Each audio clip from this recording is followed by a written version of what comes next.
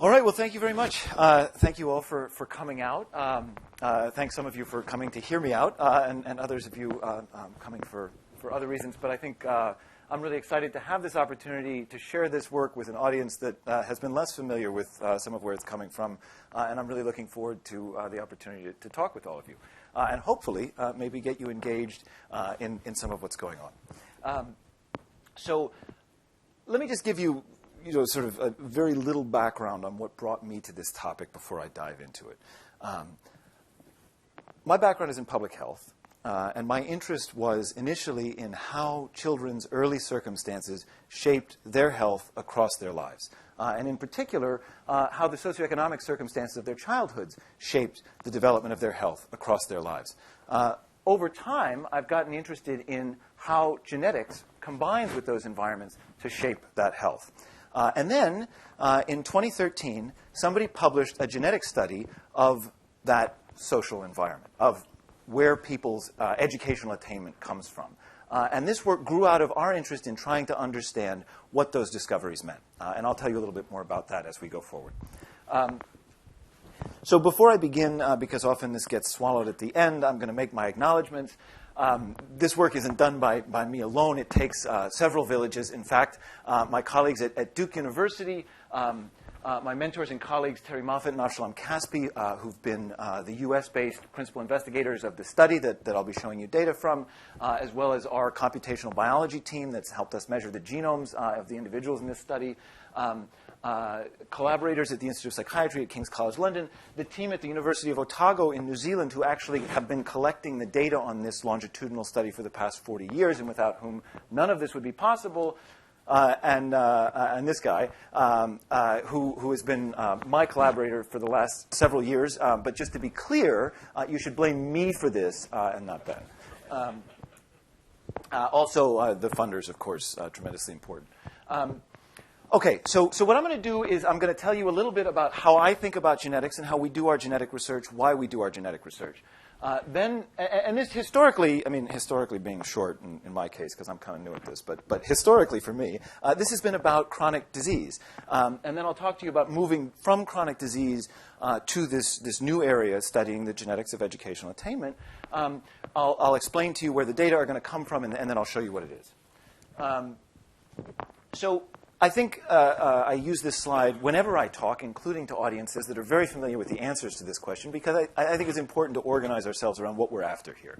So I study genetics because the things that I care about, human individual differences in health characteristics, but also social attainments, are what we call heritable. And what that means, very simply, is that they tend to be more similar among more closely related relatives than they are among more distantly related relatives. So genetics has something to do with population variance in virtually everything.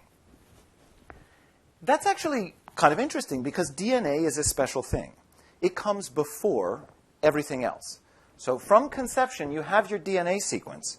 And it is not changed by anything else that happens within the course of your lifespan. Now, we can get into discussions of intergenerational change and distributions of genotypes, and in fact, we can go there in this talk. But for our purposes, DNA is interesting because it is free from contamination by the dependent variable in analysis. And for that reason, it has the capacity to provide clues about pathways leading to those life outcomes that we might wish to prevent, like chronic disease, or that we might wish to promote, like educational attainment.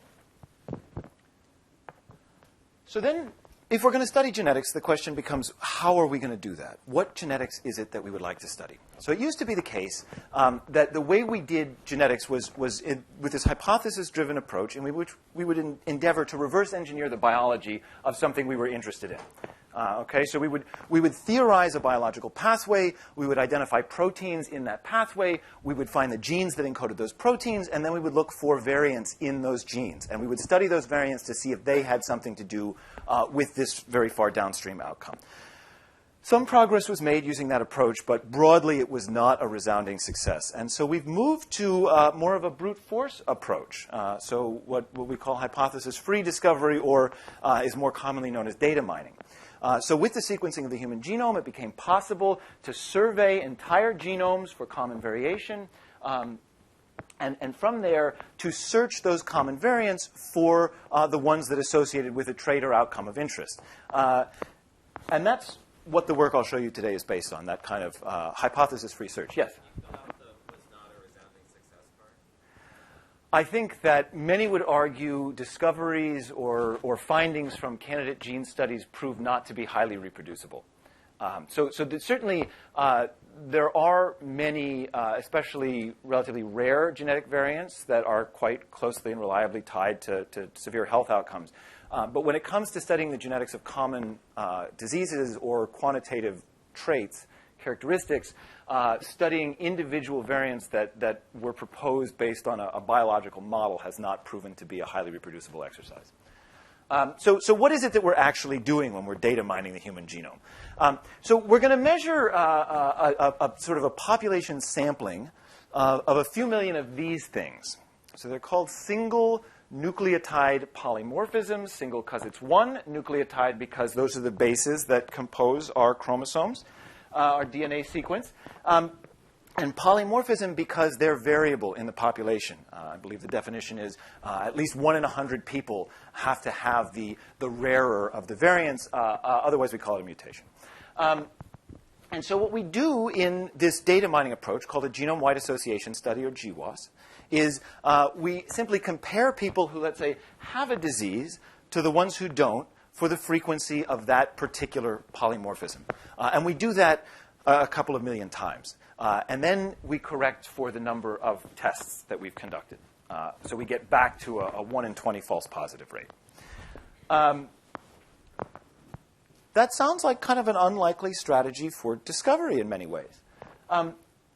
But in fact, there's been an awful lot of it done. And this graph ends quite a few years ago because they stopped publishing updates because it just kept going. And discoveries have been made for a wide range of human diseases and traits on chromosomes all across the human genome. So each one of these bars here is a chromosome, and each one of these dots is an identified locus, and the color coding reflects the flavor of that locus, whether it's for a kidney disease or a heart disease or a neurological disorder or an anthropometric trait or what have you. And these discoveries have turned out to be fairly replicable. So if you conduct these genetic studies in very large samples of humans, and you identify that one of these variants is more prevalent in people who carry a particular disease or happen to be taller or happen to have higher BMI, it tends to be the case that when you do another study of another sample, you can find the same association. Now, that sounds very straightforward, but that's been very hard in genetics, and so this is sort of a big step forward. So the thing about the GWAS design is that it's very power hungry, statistical power, that is. And so if you're going to conduct a couple of million tests, and you're going to Bonferroni correct your p-values down to roughly 5 times 10 to the negative 8, that's a 1 in 20 false positive rate at a million tests, you need a really big sample. And so you need to gather everyone you can find who's got a measured genome and a measurement of the outcome of interest. And what that often means is you know almost nothing else about them. So there are lots of unanswered questions about the discoveries that are made in genome-wide association studies. We know that this particular DNA polymorphism is more common in people who have the disease or who have more of the trait. But other than that, we know next to nothing about it. So we do follow-up studies. And the conventional path to GWAS follow-up that happens in biomedicine is what I'll call bottom-up. Okay? So this is about building a pathway from the DNA sequence variant that you've identified to some causal genetic variant and the, let's say, transcriptional process, gene expression process, protein formation process that it affects. So you're trying to figure out the molecular mechanism that arises from this DNA sequence variation and ultimately connects it to the phenotype of interest, whether that's heart disease or cancer or educational attainment. There's a long way to go in this bottom-up work. And that's not what I do. I go from the top down. So I start with the phenotype, whatever the target of the genetic discovery analysis was, and try to work backwards. And the question I'm asking is what developmental or behavioral process is it that connects this discovered DNA sequence variant with the phenotype that it ultimately associates with. And so the goal here, bottom-up work, molecular mechanism, they want a drug. They want a molecular target for a pharmaceutical intervention that can be delivered. And I'm also after an intervention target. I want to know about the non-drug targets that might allow us to change the outcome. And critically, in both of these follow-up exercises, the question is not, when it comes to the DNA, telling us the who, in other words, the prediction of who will get the disease or who will need the treatment, but the how. What is the process, the mechanism through which this genetic change produces this particular outcome? And we want to understand the mechanism because we'd like to intervene to manipulate it. Yes? You're using the word association, but you just used causation, produces. And so when you say association, are you implying a causal relationship? No, in fact, very concretely with GWAS, we don't think that the SNPs we discover are themselves causes. They're proxy measurements of causes. There could be something else causing both. I think that's less what we think about. You're right, in some very specific cases, some things could cause both, and I'll deal with one of them a little later in the talk. Okay. So I've been talking up to this point about individual genetic variants. Individual genetic variants, we've learned from these large number of GWAS that have been conducted since the sequencing of the human genome, don't have substantial consequences for human diseases or human traits. They have very, very small effects. Now, that's partly because they are not direct measures of the theorized genetic causes of these diseases. They're only proxies. But it's also the case that it seems that individual variants simply don't have large effects. And you could imagine why that might be the case. Because variants that do have large effects that were good for people would very quickly breed true in the population, and there would be no variation. And variants that have very bad effects would be excluded because the people who carried them would survive and reproduce less. And I'm not talking about people running around today. I'm talking about millennia of human history. What does appear to be the case is that very large numbers of individual variants contribute to quantitative traits, to human characteristics, and even to risks for discrete disease states, like, let's say, having a heart attack. So there is no gene for X. There's no warrior gene. There's no love gene. There's no depression gene. There are hundreds, thousands, maybe millions of these variants, each contributing what geneticists now call an infinitesimal effect toward this broad outcome. And so there is a continuum of genetic risk rather than any kind of discrete state. Yes? So the SNPs, though, themselves aren't the genetic variants that would be influencing traits. They're a proxy measure for other things that could possibly be variants. So SNPs absolutely could be themselves causal variants. It's just that the one we identify in the GWAS isn't necessarily the one that's producing the biological change. So there are, let's say, 15 million common variants in European descent genomes. And we measure like a couple of million of them, and then we impute the rest of them based on a reference population. So, but it's also the case that there are many other flavors of genetic variation besides these single nucleotide changes. There are changes of several nucleotides, which we call microsatellites. There are changes in spans of larger numbers of nucleotides we call variable number tandem repeats, where segments of sequence are repeated, and the copy number variants. Anyway, the point is, there's a whole universe of flavors of alterations to the genome, of which the SNP is the simplest and the most common, and for which we can conduct these surveys and with it approximate variation across the entire genome. So we're working with proxies, but there's nothing inherent about the SNP that means it's not a causal variant. It's just that it's unlikely that the GWAS SNP turns out to be the causal variant. More importantly, the causes themselves are fairly diffuse across the genome. I think that's the message of this figure here. Okay, so what does this top-down approach actually look like then against the background of this genetic complexity of these disorders? I'm gonna give you an example from this work, which was my dissertation and a little bit of my postdoc, looking at how genetics influence the development of obesity, smoking behavior, and asthma. And I think obesity provides a nice illustration. Okay, so the model here is that people do GWAS in these giant samples that we don't know anything about. We can follow up those samples in population representative studies of individuals followed over time to identify a developmental process, and ultimately that can lead toward the design of studies that can make this thing called causal inference. I wouldn't say that we've gotten here yet. We're still doing this. All right. So in the case of obesity, people did genome-wide association studies of individuals who were primarily in the middle part of their lives. And they asked, are the ones who have higher BMIs genetically different from the ones who have lower BMIs?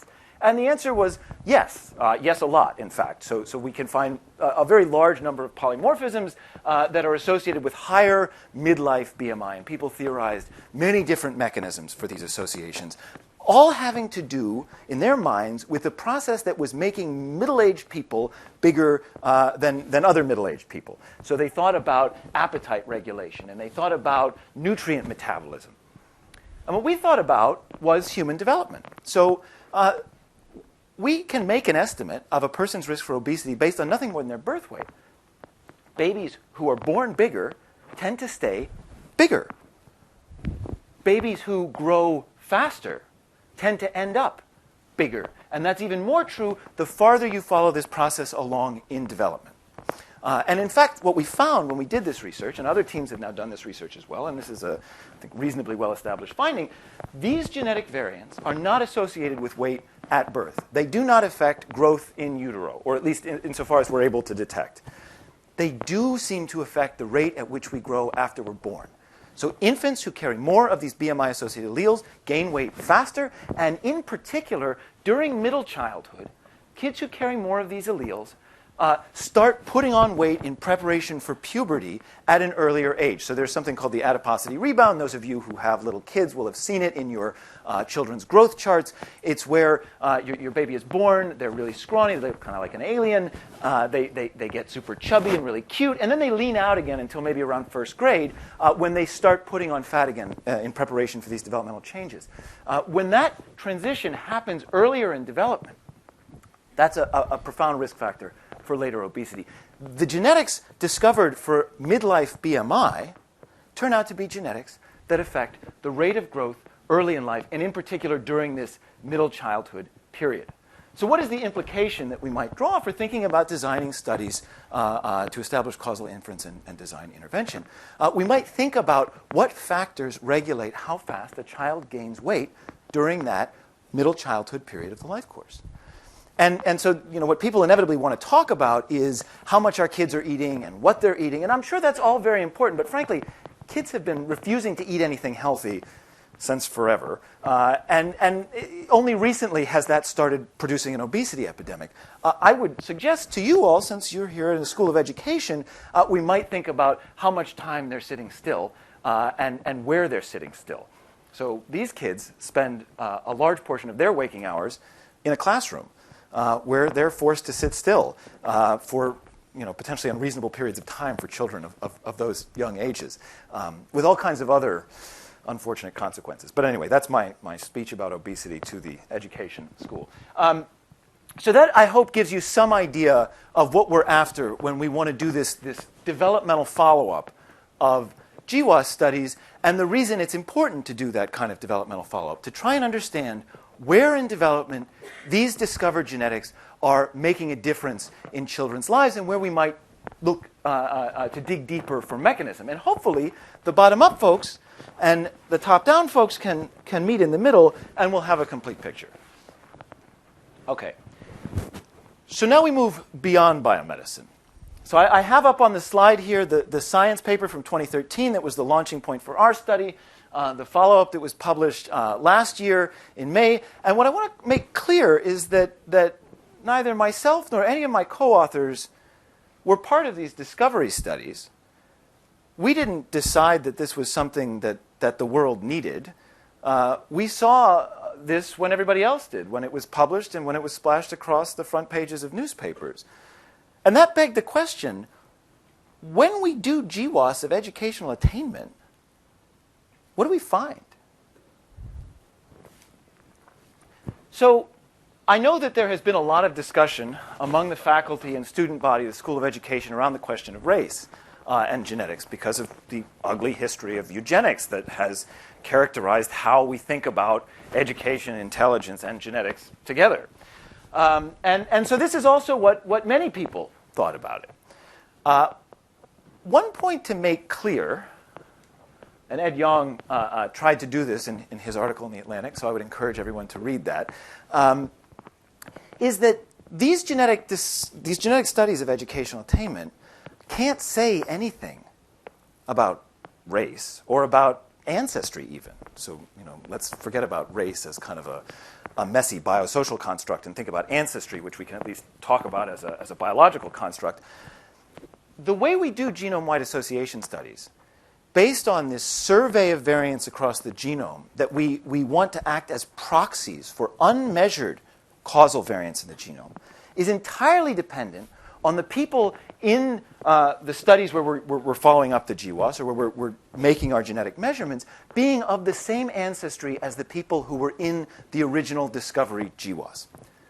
And the reason for that is that across population bottlenecks in human evolutionary history, the migration out of Africa, the migration across Asia, the migration into the New World, okay?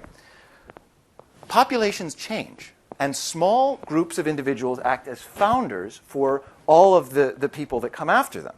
And so everybody on one side of a population bottleneck has genomes that look very much like that founder population relative to people on the other side of the bottleneck.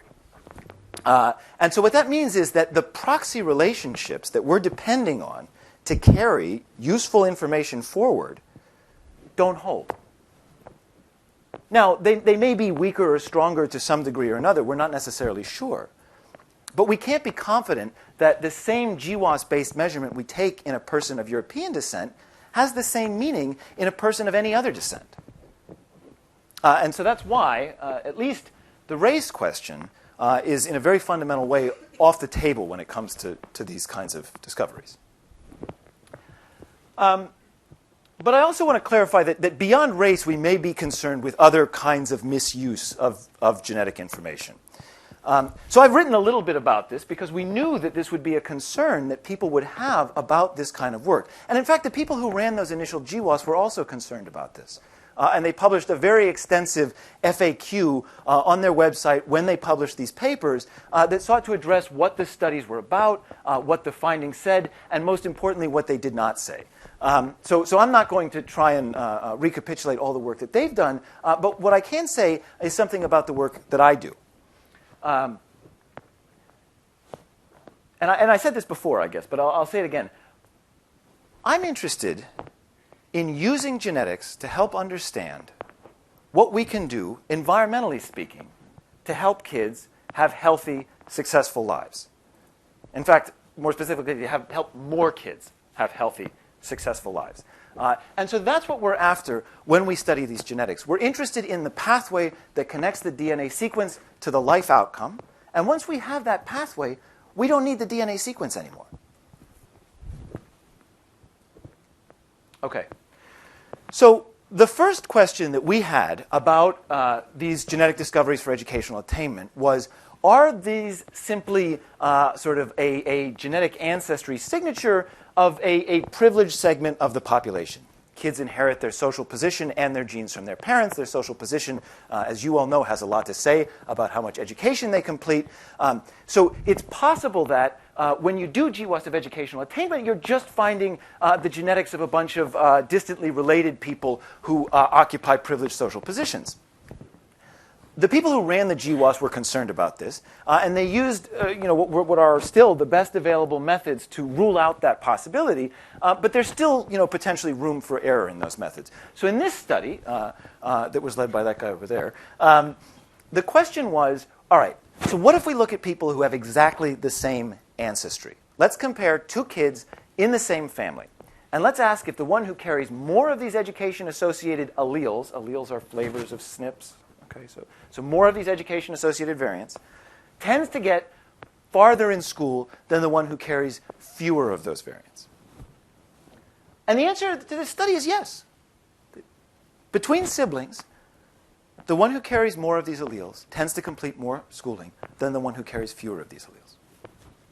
And then there were a handful of other studies relating these same genetics to educational outcomes, to risk for educational difficulties, and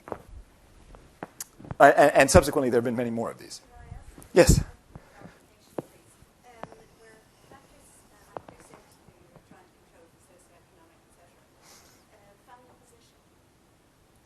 Birth order, you mean? Yeah, so it turns out that we're not able, at least at the level of these polygenic scores, to detect variance in birth order. I mean, broadly, the assumption is that siblings are in what our colleague Dalton Connolly calls a genetic lottery. You don't know which copy of mom or dad's particular allele you're going to get, and they're more or less randomly mixed between the siblings. So I'm not aware of work documenting birth order effects in the composition of genomes within a family. I know people have sort of poked around at this and not come up with much. But this is indeed a possibility. We did birth order manipulations. In this study, we're looking at a few hundred sibling pairs here, though, so I think our capacity to detect, the effects are small to begin with, and the birth order variation in those effects is likely to be even smaller. So it remains, sort of a potentially interesting question, but it's not one that we have reason to believe is causing a major problem for the inferences we're making with these data.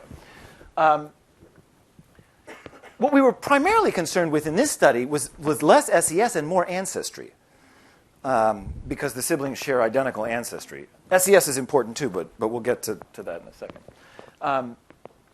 Okay, so the setup then for the study we did here was, okay, so we have these discoveries. We believe they are something more than the sort of genetic residue of a bunch of advantaged people breeding with one another. How are we going to try and do this top-down analysis to trace a path backward?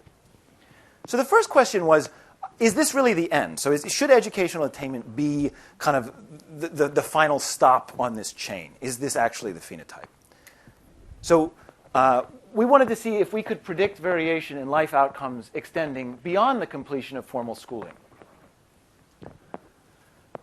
The second question was, how does it actually happen? What are the behaviors or achievements that connect these DNA sequences with these downstream outcomes? And then finally, why does it look like that? So are there psychological characteristics that mediate the link between DNA and these behaviors and their long-run outcomes? Okay, so this is the part where we get to the study. So this is New Zealand, way down here at the bottom of the world in the Pacific Ocean. And the town of Dunedin and the University of Otago are about there on the South Island.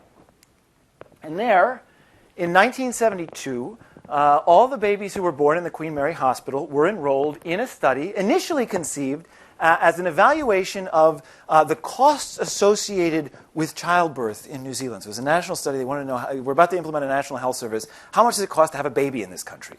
And so they ran this national study. Down at the University of Otago, some pediatricians and developmentalists thought, this would be a great way to do an early child development study. And so they followed up all the members of this cohort when they were 3 years old. Subsequently, they moved from studying child development to adolescent development to adult psychiatric disorder. There was a team running studies of asthma. The study has had many lives, but it's continued now across these roughly 40 years, and we're back in the field this spring for the age 45 assessment. And what's extraordinary about the Dunedin study is the retention rate. This is in part because of the study's life as an analysis of the natural history of psychiatric disorder in the population.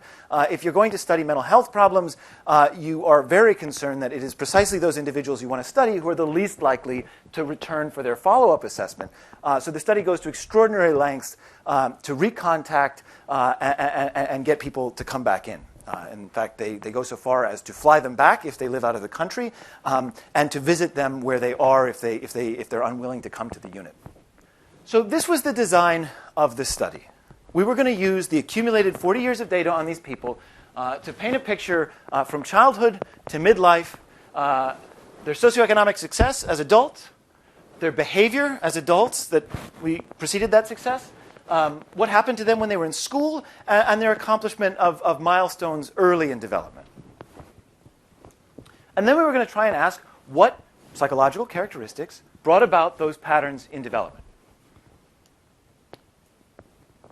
So here are the results. But first, let me pause, because I understand you may not have captured this the first time around. What is this thing that I'm going to use to do this prediction? What is a polygenic score? So what we started with was the list of 2.3 million SNPs, okay, that had been analyzed. And if you don't remember what a SNP is, remember, it's this thing. It's a single letter change in the sequence of human DNA that's present in at least 1% of the population. Okay? We matched those 2.3 million SNPs with the SNPs in our database. We counted up the number of education-associated alleles at each site. You could have 0, 1, or 2, one copy from mom, one copy from dad. We multiplied those counts by the coefficient estimated in this GWAS, and they're all like 0.00001 or whatever. They're very, very small, all of them. And then we calculated the average across the 2.3 million SNPs. We standardized it to have mean 0, standard deviation 1 in this population, and that's what the polygenic score looks like. It's a normal distribution. I should note that our analysis excludes participants in the Dunedin Study who were of Maori ancestry. The Maori are the indigenous population on the island of New Zealand. There aren't very many of them in the cohort because there aren't very many of them on the South Island, and in particular in Dunedin. So this is overwhelmingly a Scotch descent white population in Dunedin, and that's what the cohort looks like too. But even among Europeans, we may be concerned that subtle differences in ancestry correspond to subtle differences in the frequencies of these alleles in their genomes. Okay? And so we do something called principal components analysis that you're all familiar with, but we do it at the level of hundreds of thousands of variants in the genomes. And it turns out when you do this, at least the first couple of principal components turn out to reflect geographic variation in the location from which those genomes derive. So this is an analysis that was done of a bunch of folks from Europe where people knew where they came from, and they computed the principal components. They plotted principal component 1 against principal component 2. And what you see is, yeah, so they all look pretty similar. But in fact, there is this subtle segregation of individuals into their countries of origin. So there are slightly different frequencies of these alleles, which reflect patterns of reproduction that are constrained by national or geographic borders. So we use these principal components to try and exclude any residual variance in our polygenic score that arises from ancestry variation and not from a substantive signal that has something to do with the production of educational attainment within a human life course. Okay. So the first thing we wanted to do was make sure we could reproduce the finding from the Social Science Genetic Association Consortium. And this is the distribution of educational attainment in the New Zealand cohort. For this cohort, they could still leave school when they were 15. Okay, and you could get something called a leaving certificate, and that was a perfectly respectable credential to go get a job, and you could even later on apply for higher education with your leaving certificate. But nevertheless, about 1 in 6 of the cohort members dropped out before getting that leaving certificate. They just left. Another 1 in 6 roughly got the leaving certificate. The plurality got a sixth form or bursary credential, roughly the equivalent of a high school diploma in this country. And then about 1 in 3 went on to complete a university education. And these are the means for the polygenic scores for the individuals in each of those bins of educational attainment.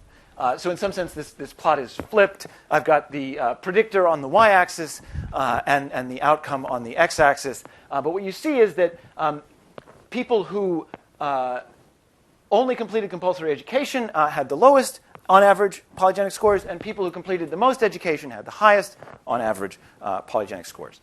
And the correlation there is roughly what they observed in the samples they analyzed in the GWAS. So you can see it's a tiny fraction of variance. And I'll take this opportunity to make a point that I'll make again later in the talk. Nobody's analyzing these genetic variant, or nobody's analyzing the genetics of this phenotype, or frankly, any other commonly distributed phenotype in a way that permits any kind of predictive testing at the level of individuals. We're explaining 1-2% of variance here. So we're a long way away from being able to do any whoing with genomes, and I have some reservations about that ever becoming possible. But that doesn't mean it's not something that's worth talking about. It just means that it's not something that's close to feasible with what we're doing here. Okay, so that's fine. So it predicts their educational attainment just like the GWAS told us it did. So far, nothing surprising. The question now was, what happens next? So the Dunedin study had accumulated a great deal of information about socioeconomic attainments of their study members by this rough midpoint in their lives. And so I'll tell you what these are because the font is kind of small here. So this is an occupational prestige score. This is the New Zealand Socioeconomic Index. It's based on the job category the person holds. The NZSEI is based on an analysis of the average education and income of people who hold that job in New Zealand. Okay, it's a 1 to 6 score. This is the personal income of the study members, self-reported. It's capped at 150,000 New Zealand dollars, which is not very much because depending on what point you are in New Zealand, that could be about 75,000 US. These are their total assets based on a structured interview about stuff they own and its valuation. This is a scale about credit problems. This is, again, self-reported. This is administrative data about social welfare benefit use. You may note New Zealand has a fairly generous social welfare system. Just over a third of the study members had not used any of these social welfare benefits, meaning 2/3 of them had enjoyed at least 1 day of social welfare benefit use. So there's more of a distribution of this kind of thing in New Zealand than we would see in the United States. This is So this is another scale related to financial problems, and this is their credit score from the Veda Bureau, which is the largest credit bureau in New Zealand. And each of these measures has their own provenance, and I can direct you to papers as you're interested. What we were interested in was not the measurements individually, but their underlying structure. Okay, so what I'm showing you here is just that these things are correlated in precisely the way you would expect. And so we can compute a principal component from a factor analysis and use that as a measure of attainments. In the paper, we also show analysis of every one of these measurements individually. And what we see is that we get about the same magnitude of association between the polygenic score and this factor of attainments as we do for educational attainment itself. Moreover, that association is not entirely accounted for by differences in the amount of education these folks have completed. So even for people who got the same degree, the ones who had the higher polygenic score tended to go on to accrue more socioeconomic status as adults.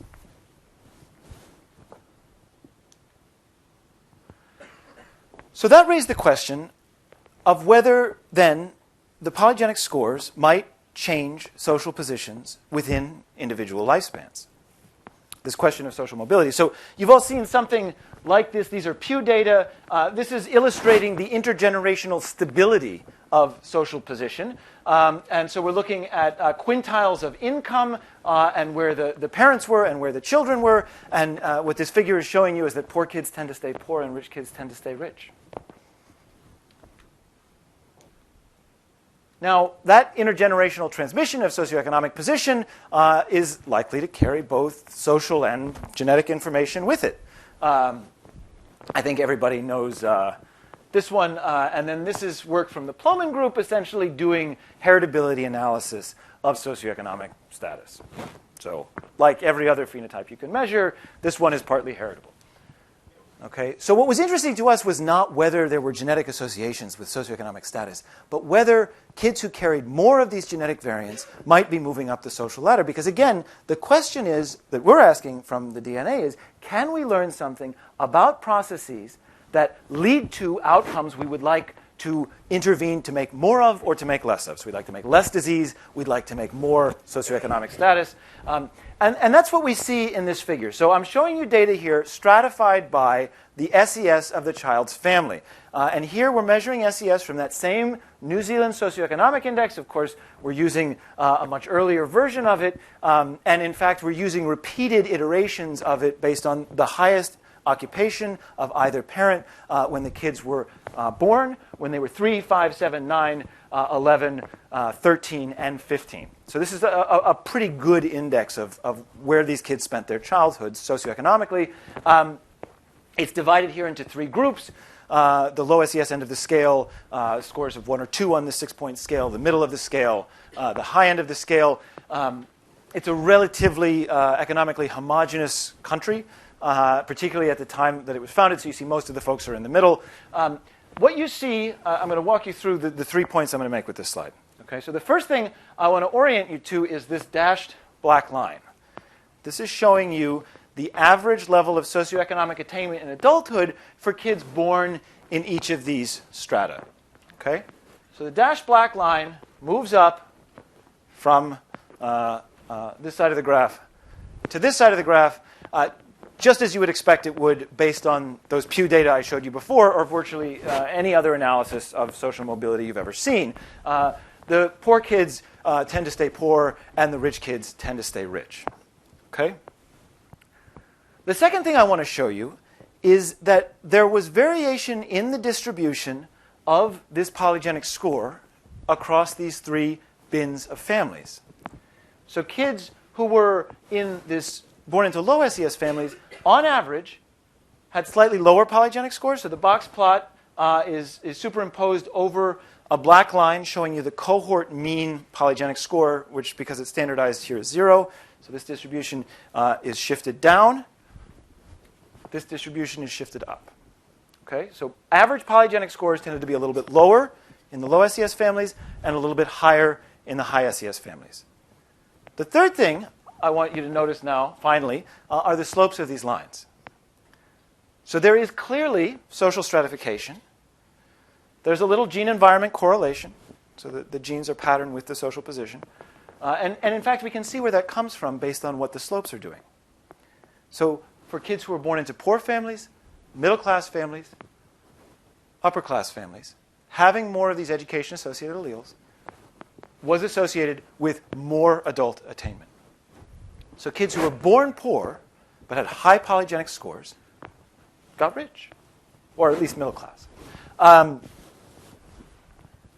So it was at this point that we thought, okay, so now we have something that we'd like to understand. If, in fact, these genes, this DNA sequence, leads to this process of upward mobility, understanding how that comes about can help us with a persistent social problem, which is the intergenerational persistence of social disadvantage and then, when it comes to my public health work, disease. Okay, so now we want to figure out how it works. So we started with these developmental milestones. So when the kids were 3 years old, their mothers were interviewed about when they did a bunch of stuff. Okay, and these are survival curves, and survival here is not being able to do the thing, right? So everybody smiled by the time they were 6 months old. Okay,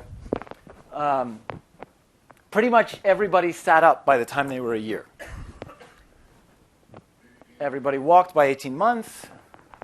Everybody talked by 2.5. Everybody could feed themselves around the same time. Potty training during the day, potty training at night. Communicating in sentences, so using strings of words together. And so we asked, is the timing of hitting each of these developmental milestones associated with the polygenic score? And the answer is not a lot, okay, for any of them. So we're looking at, if anything, small effects. But in these two cases, when it came to when they first used words and when they used strings of words together, the kids with the higher polygenic scores did it a little bit earlier than their peers. All this physical development stuff happened at about the same time as other kids.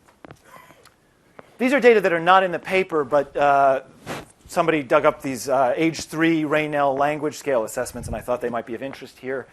So I'm showing you the data. These are sort of more quantitative assessments of linguistic facility at age 3. This is receptive language. This is expressive language. So do you understand what I'm saying to you? And can you tell me what I'm doing? Broadly being the designs of the assessments. And we're seeing sort of very small effects. Okay. So this is School of Education. I'm going to walk you through some of the data we have about how these kids went through school, with the caveat that this is really limited to secondary school data.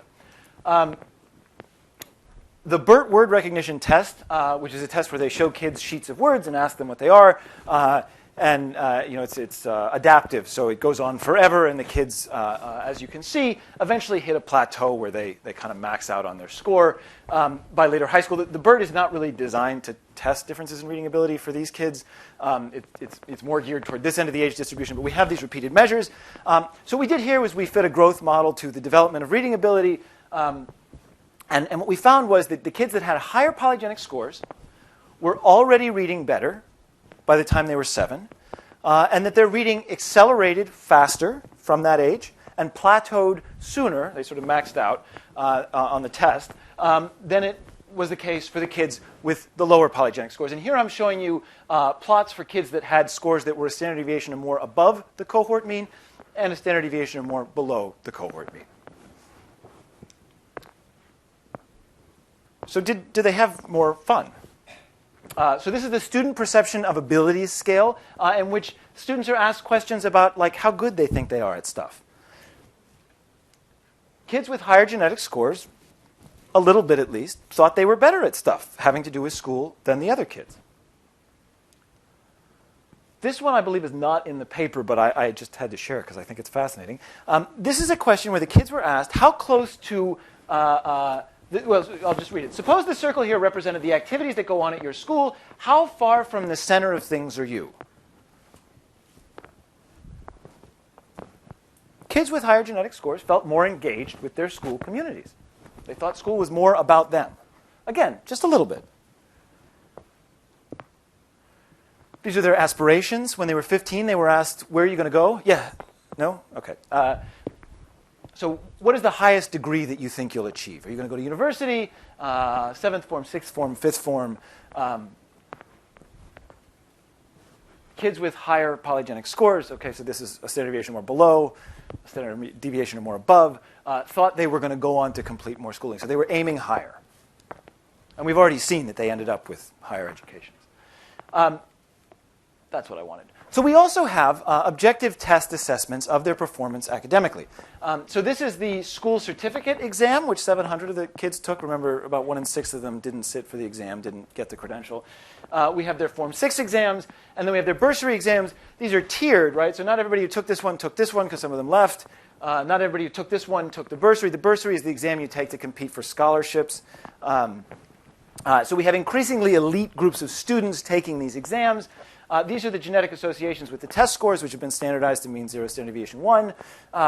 And so this is actually a bigger effect size than we see for overall educational attainment with performance on that first age 15 exam, roughly the same effect size on the Form 6 exam, and then, again, roughly the same effect size for the sparser version where just 133 kids are taking that bursary exam. So the polygenic score does appear to be associated with variation in performance on these educational tests. Okay. And I'm going to skip the part where I show you they got higher degrees because you already saw that. So what happened to them after they left school? New Zealand is very concerned about brain drain, and so that's kind of what this slide is about. In New Zealand, which is a tiny country at the bottom of the Pacific Ocean, one of the ways you signal that you're on the path to success is you do something called an OE, overseas experience. And the OE is sometimes nothing more than working in a pub in London for a year. Sometimes it's an internship with a firm. But having an OE is, you could say, a social marker of the path to success. And what I'm showing you here, and it's a little hard to see, I got to work on this figure a little bit, are all the data on where the study members were living from age 18 to age 38. Okay? And the green is time in New Zealand, and the blue is time outside of New Zealand. Okay? So what you're seeing here is that some people leave. They migrate. But you're also seeing this kind of blob in the middle here, and that's the OE. So that's time. Each segment is a month. So we wanted to know if having an OE was associated with having a higher polygenic score. So did kids with higher polygenic scores tend to reach out and get this overseas experience? The answer was yes. So this is the proportion in each of these polygenic score categories who had the OE. So again, a standard deviation more below the mean, within a standard deviation of the mean, a standard deviation more above the mean. Each standard deviation increase in the polygenic score associated with a 17% increase in the likelihood of having an OE. And so this is the brain drain slide. We also looked at how having a higher polygenic score might be associated with migrating out of New Zealand.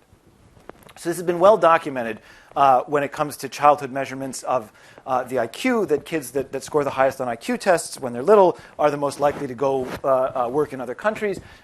Here we're looking at average polygenic scores for kids who migrated to Australia, Asia and Africa, or South Asia and Africa, Europe, and Russia, in North America. And there are very small numbers of kids everywhere except for here. We got a couple of hundred study members who moved to Australia for jobs, but everywhere else we're talking about dozens. The broad point is that the kids who migrate, and here the definition of migrant is you're living in some other country at the time of the age 38 assessment, and you've been residing in that country for at least a year at the time that you came back to participate, had higher polygenic scores than the kids who stayed in New Zealand. And as a relative risk, it's a 20% roughly increase in the likelihood that you migrated for each standard deviation increase in your polygenic score. Okay. How about how they managed their money? So I showed you that they had achieved more socioeconomic success, partly by having better credit scores, higher incomes, more wealth. Did they get there by being better husbands of their resources? And the answer is a little bit. So this is a scale in which people are asked about financial planning and whether they have things like a retirement account, whether they have investments. So it's also, in some sense, a measure of available assets. This one is a rating made of the study members by what we call informants. So at every phase, the study members are asked to nominate people who know them well. Those people are mailed brief questionnaires in which they report information about the study members. In this case, the questions were about financial problems the study members had, difficulty saving money, not being good stewards of their resources. So people with higher polygenic scores had friends who thought they were better at managing their money. Okay. Many of the socioeconomic resources that we assessed are partly influenced by the partners that we're able to acquire in life. And so we wanted to know whether people who had higher polygenic scores were tending to mate, were marry, individuals who were more socioeconomically successful. Sorry, go ahead. Yeah, so I have a question. So this is showing a lot of things that are happening when they are early years. So I'm kind of curious, during their schooling, and I'm not familiar with the New Zealand school system, but I'm wondering, are the classes tracked, or are the students filtered into different types of programs, or gifted programs, and so forth? So I was wondering what alternative options. Yeah, so that's a good question. There's not a lot of tracking that was happening in the 70s in New Zealand. But there was clearly some tracking that was accomplished by kids, selectively leaving school at 15 versus 16 versus 17, and sitting for those different exams.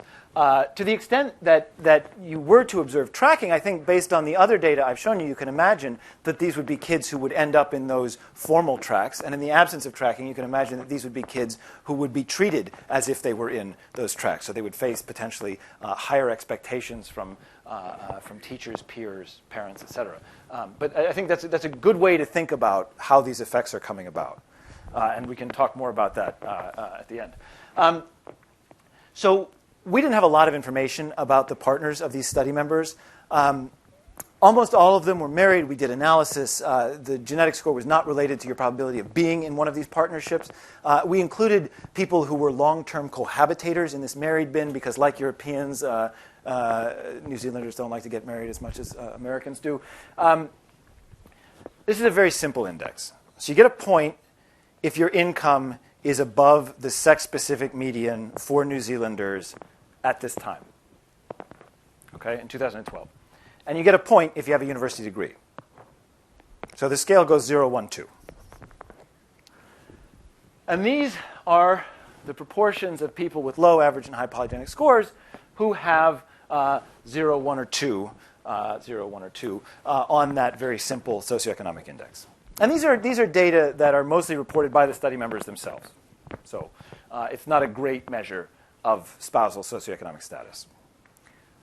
But we see the same pattern. We see that these people do tend to be forming life relationships with people who look like themselves, who are more socioeconomically successful. Okay, so we're getting close to the end. Why is it that people with higher polygenic scores lead these different lives? Why do they hit these particular developmental milestones earlier than their peers?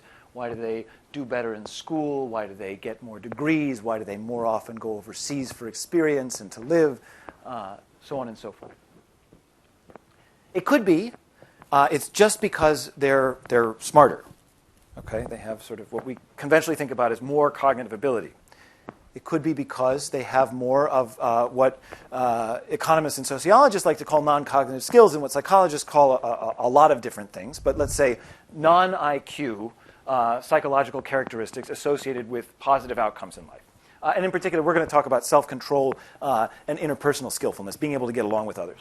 And then finally, physical health. So we know that healthy kids tend to do better across their lives. It could be that this score is nothing more than a genetic measure of physical integrity, and that these kids are just healthier, and that's why we see all of these results. So it is indeed the case that kids who have higher polygenic scores score higher on IQ tests. This is the Wechsler intelligence scale for children. It was given to the kids when they were 7, 9, 11, and 13.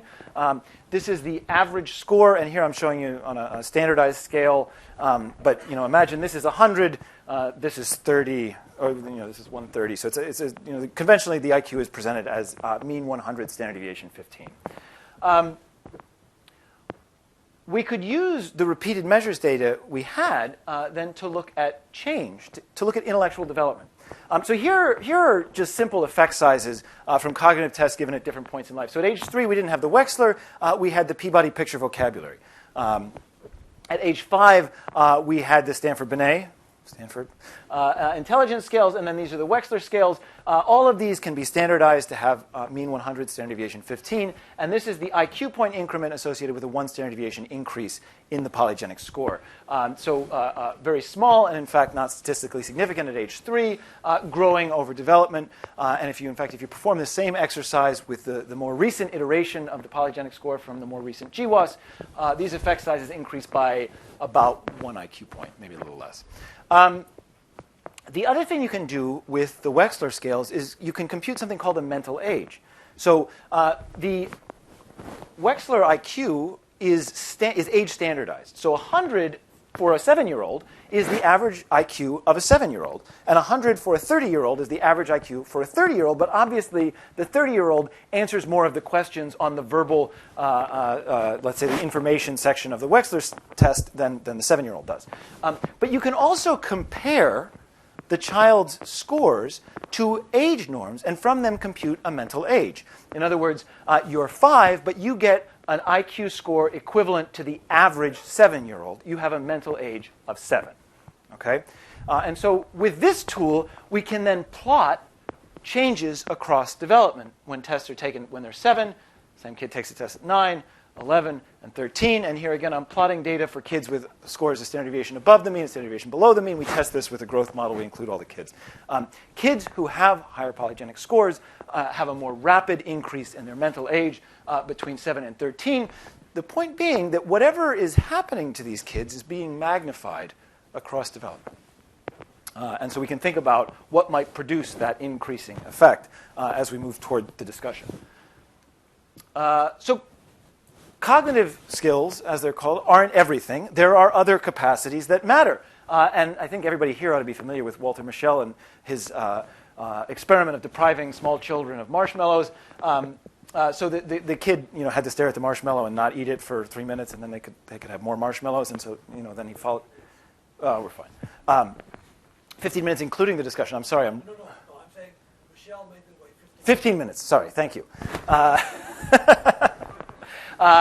Yeah, that got it. Right. Okay. Great. So I'm near the end here. So this particular self-control measure was not the marshmallow test, all right? Because in New Zealand in the 70s, they didn't know about it yet.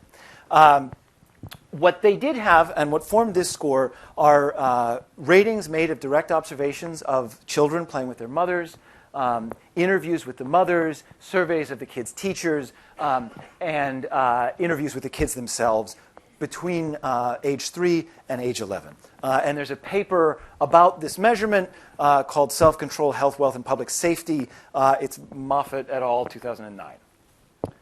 But we see the kids that have higher polygenic scores have more of this measured self-control. And I think I should point out this is a smaller effect size, a little bit at least, than the effect size that I showed you for cognitive ability. I wouldn't interpret that as meaning there's a smaller true genetic effect on these non-cognitive skills because this is measured a lot less well than the Wechsler scales, which have been developed for a very long time. Then there's the question of what about being nice, getting along with other people? That definitely helps us get ahead in life. So we didn't have great measures of interpersonal skill. What we did have were ratings that were made by the kids by the research workers who took them around the unit during their assessment day at each of the assessments between age 3 and age 9.